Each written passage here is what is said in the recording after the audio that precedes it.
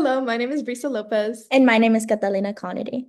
Today's topic is the secret racism in conversation and how oppression can be easily hidden in plain speech.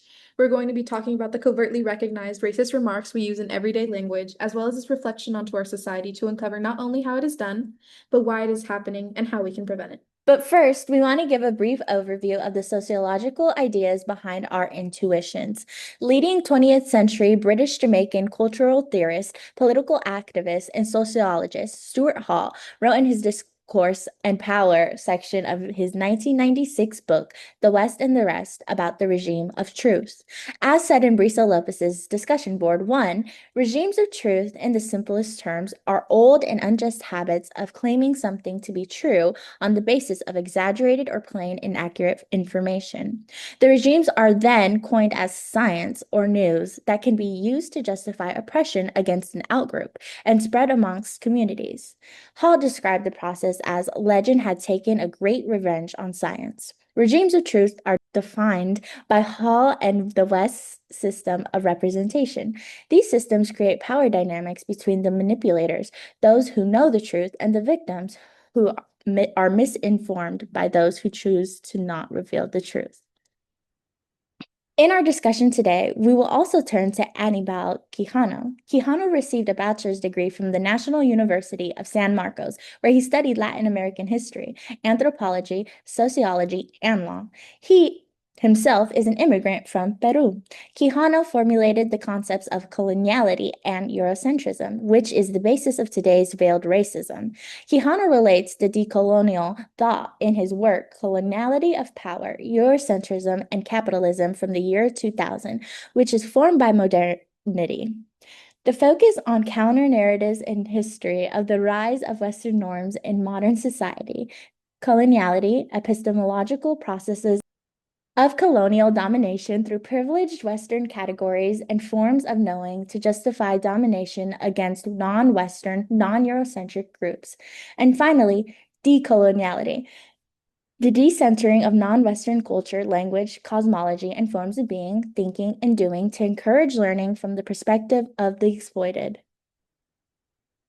Quijano also developed the concept Eurocentrism, which was stated to be the hegemonic beliefs of inherent differences between the European descendants in the West and the rest, displaying the ideology of Western superiority.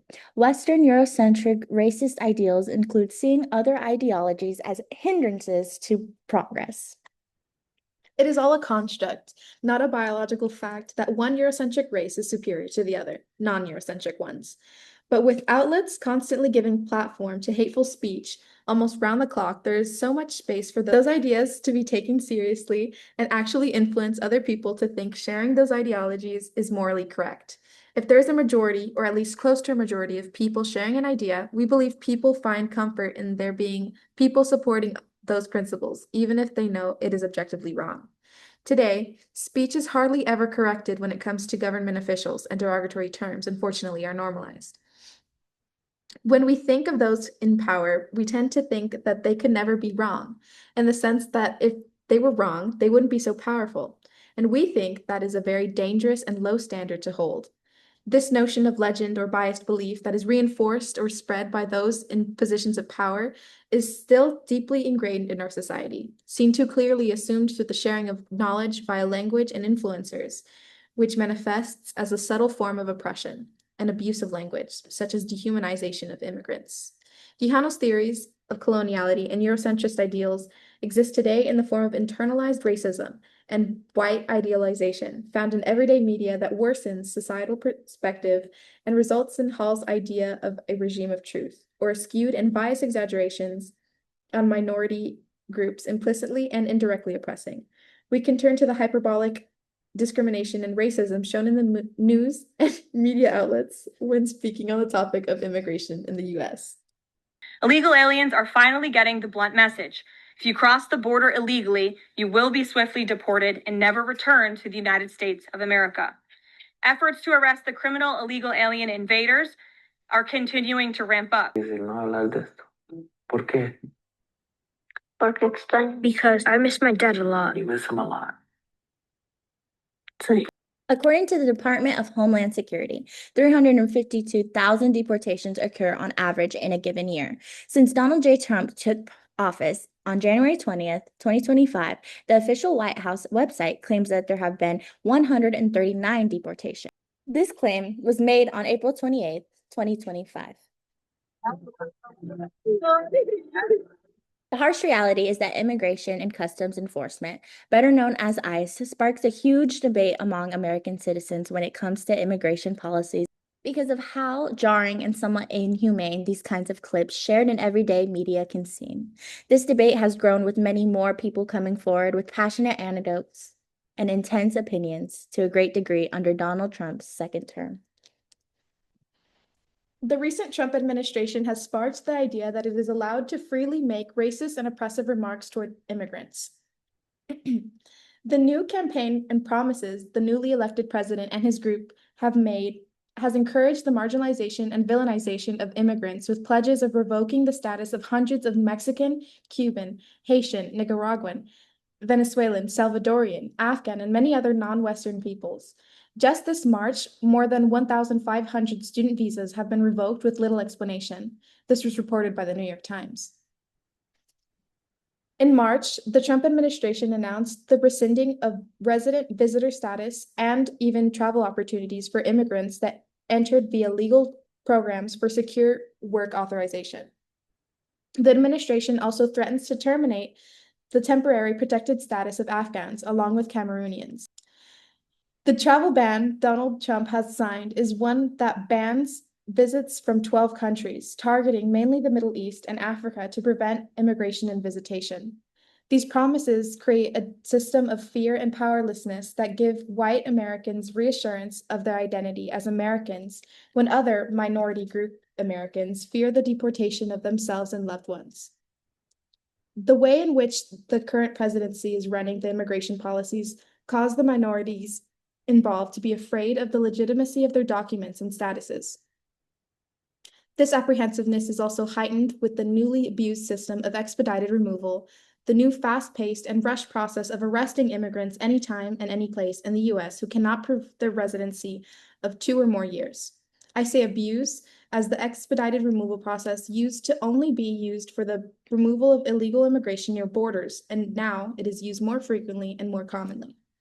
Trump also terrifyingly ensured and advocated for the Aliens Enemies Act, a law that allows for the president to detain, hold captive, and deport U.S. citizens of any residency standing from enemy nations during wartime without a hearing. He plans to reenact this law in order to quickly deport suspected Venezuelans involved in the gang of Tren de Aragua. The worst part about this plan is that there is no indication that the administration will retire the act after detaining the accused members, leaving the law open to anyone and everyone afterwards. The complex of vilifying these less industrialized and struggling countries from a predominantly white American-ran administration can give way to subtle jabs and remarks to the groups that are suffering under the guise of threats to U.S. safety with the twisting and regimes of truth the current administration spreads, like the increased drug infiltration, gang violence, stealing of jobs, and less housing. Derogatory terms are phrases or singular words that are meant to explicitly dehumanize an individual. Usually, these words are slurs, but they don't always have to be. For example, the term illegal alien is not a slur, but it is used to describe and demean an immigrant without residency or citizenship. Exactly. It seems like a politician's favorite word is alien.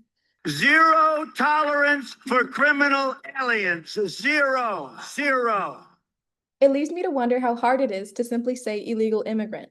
Authoritative figures seem to tread dangerously on the line between slurs and common terms, but the key word is seem. Many people aren't aware of how imbruting and degrading the language figureheads use really is. It is off-putting to see how often we see dehumanizing and animalizing language slip into official political addresses. Words and phrases like infest, savages, coyotes, bloodthirsty, catch and release are real references to real human beings made by politicians and the president stripping individuals of their humanity and respect. The harm this terminology causes goes beyond the present time, as it can translate into future societal expectations and regularity, as many people see these authorities in positions that reach the masses, reflecting harmful, slandering rhetoric. creating an allowance for discrete social persecution. Illegal aliens are finally getting the blunt message. If you cross the border illegally, you will be swiftly deported and never return to the United States of America. Efforts to arrest the criminal illegal alien invaders are continuing to ramp up. It is hard to imagine that we live in a world where hardworking people with aspirations to live a better life and going the extra mile to fight tooth and nail to get into a country with the reputation and promise of liberty and justice for all, just to be degraded to the status of non-English speaking Uber drivers when working honestly to earn money with their already scarce resources. Question here. Sure. And I can attest to the deportations in Florida. My Uber drivers finally speak English again, so thank you for that. Or simply referred to by a shortened version of their ethnic identity with stereotypical connotations. He's an Arab. He is not. Or plainly these people with no mention of identity at all. Donald J. Trump said once, quote, "We cannot allow all of these people to invade our country," unquote. What's worse is not just the act of othering by the simple addition of the word these, but the word invade in this context. To invade references the invasion of a parasite or disease so as to intrude and subjugate. Trump has accused individuals who simply seek asylum or escape from places in which they did not choose to be born as invaders, rather than potential friends and good-doing citizens. He immediately sorts and classifies every immigrant as invaders, as threats spreading opinionated, warped influence. What about another example? A separate case is when Donald Trump said, quote, "Can you imagine these people, these animals over in the Middle East that chop off heads," unquote. And then there's the very derogatory speech in which he outright calls immigrant individuals animals. It goes without saying that deducing humans, rational and empathetic agents, to animals that know little of morality and ethics is one of the most insulting things that can be done. These people. These aren't people. These are animals. By ex-First Lady Hillary Clinton, in which she refers to accused gang members as, quote, "super predators, no conscience, no empathy," unquote. Not only do these speeches scorn, but the act of reducing immigrants and the yet to be convicted itself sets up a system of hierarchy in society, a society that ironically preaches for equality. Language like this is actively separating and sifting individuals to be categorized as either the civilized or the uncivilized, all based on prejudiced views of race. This kind of oppression is very powerful. It allows racism and Eurocentrism to continue living, to continue spreading throughout generations and culture. Derogatory terms and dog whistles often go hand in hand with one another. Typically, derogatory terms and dog whistles aim to communicate negative language and perpetuate the same stereotypes. However, derogatory terms are usually more straightforward and explicit, like a slur. So let's start with the most important question. What is a dog whistle? A dog whistle is some sort of language with a different meaning, a coded message targeting more extreme beliefs that can be very dangerous when used, especially by a politician. Dog whistles depend on very subtle context being understood by a specific audience. It is very important to note that dog whistles are always intentionally used. When Mexico sends its people, they're not sending their best. They're not sending you. They're not sending you. They're sending people that have lots of problems, and they're bringing those problems with us. This kind of language suggests that all Mexicans and Mexican immigrants are dangerous, drug-addicted, barbaric people looking to disrupt American citizens' safety. The negative depiction of immigrants leaves so much room for generalizations that are the foundation for racist and hateful beliefs to flourish. Such rhetoric pushes a narrative that there is something to be scared of and gives people a false sense of validity in believing that it is okay to hate other individuals of different racial backgrounds. Language of this nature is particularly and most relatively seen within the Trump administration, our current politician in office, which makes sense as to why we see figures in the media being so comfortable with their hateful rhetoric towards immigrants, like the journalist who said, And I can attest to the deportations in Florida. My Uber drivers finally speak English again. or posts like this being made by the official White House.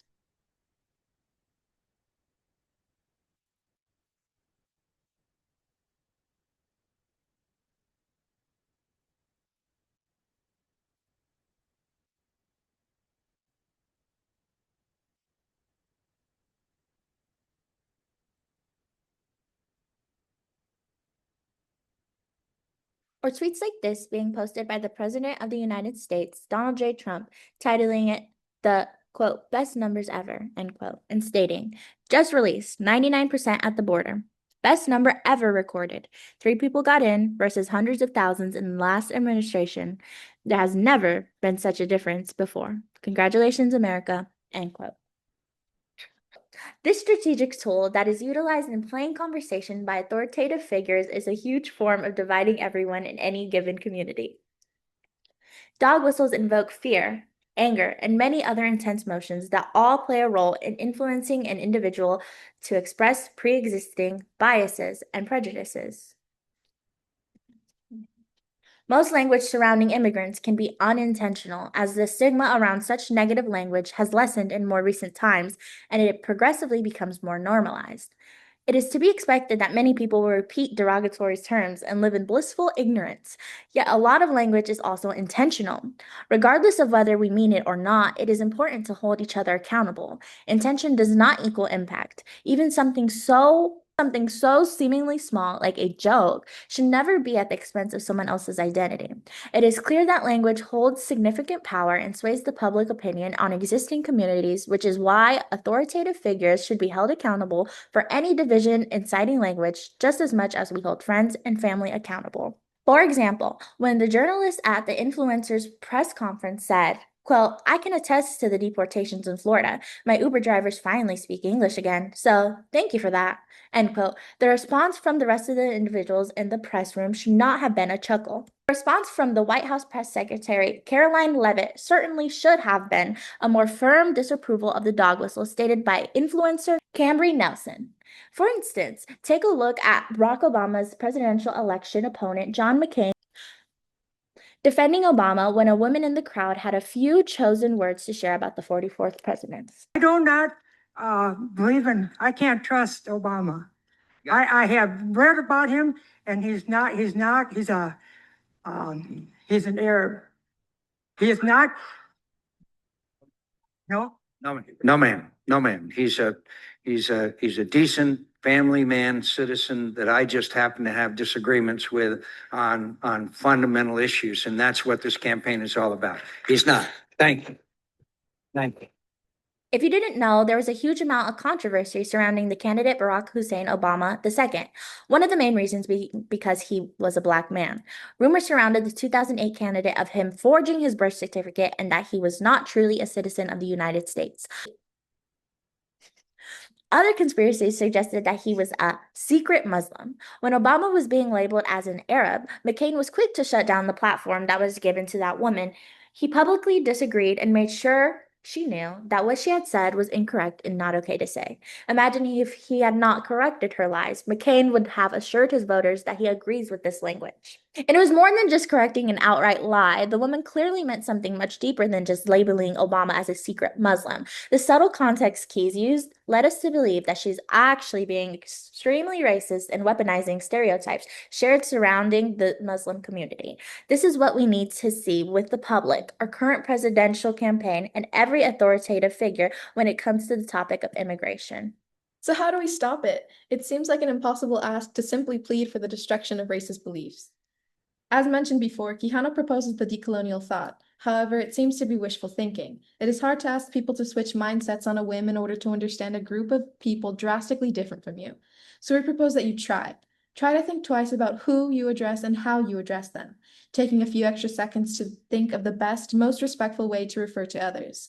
Referring to others in simple, general terms is 100 times better than referring to others in simple, general terms is 100 times better than referring to others with subtle derogatory implications.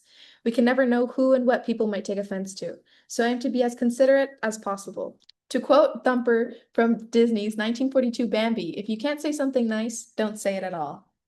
Regardless of intent, whether through derogatory terms or dog whistles, language holds a huge amount of power. We too regularly see families being ripped apart, sons and daughters pleading for their parents back, and normal human beings attempting to have a normal family life like anyone else, and we too regularly let time pass because it does not feel like it is directly affecting us. There is compassion to be had for all immigrants who are seeking more opportunity or asylum, and we should not allow the fear-mongering of authoritative figures to sway us into further division. As Toni Morrison said best, oppressive language does more than represent violence. It is violence. Thank you for tuning in.